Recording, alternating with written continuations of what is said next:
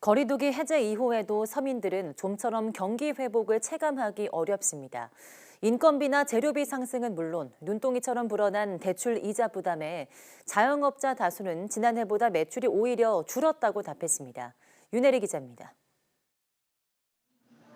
올해 4월 사회적 거리두기가 해제됐지만 체감 경기는 여전히 꽁꽁 얼어붙어 있습니다. 물가가 가파르게 오르자 소비자들은 씀씀이부터 줄인 겁니다. 전반적으로 식품 쪽, 야채 종류가 좀 특히 많이 오르는 걸로 이렇게 체감을 하고 있고요. 그러다 보니까 이제 조금 소비를 좀 줄이게 되는 그런 아무래도 이제 적게 구매하게 되죠. 소비 심리가 위축되면 가장 먼저 타격을 받는 건 소상공인과 자영업자들입니다.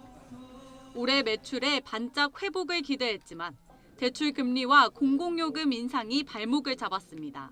매출이 어느 정도 이렇게 회복이 되는 단계가 한두 달 정도 있었는데요. 그 이후로 또 갑자기 이제 매출이 줄어드는 역현상이 생겨가지고 그래서 지금 사실 회복 단계에서 다시 멈췄다라고 보시면 될 것 같습니다. 실제로 전국경제인연합회 조사 결과 자영업자 69%는 사회적 거리두기 해제 이후 지난해보다 오히려 매출이 줄었다고 답했습니다. 재료비 상승과 임차료 부담 등이 매출 감소의 주된 원인으로 꼽혔습니다. 금리 상승으로 대출금 이자 부담이 커진 것도 큰 영향을 끼쳤습니다. 자금 사정을 살펴보면 평균 대출 금액은 9,970만 원으로 조사됐습니다. 평균 이자율은 지난해보다 2%포인트 오른 5.9%였는데 5명 가운데 1명은 이자율이 8% 이상인 고금리로 대출을 받은 것으로 나타났습니다. 상황이 이렇다 보니 자영업자 10명 가운데 4명은 매출액 감소와 대출 상환 부담 등으로 3년 이내 폐업을 고민하는 처지입니다.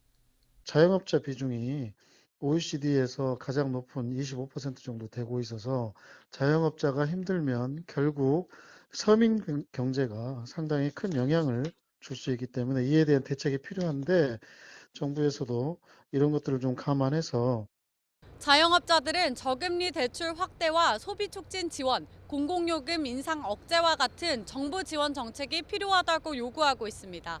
YTN 윤혜리입니다.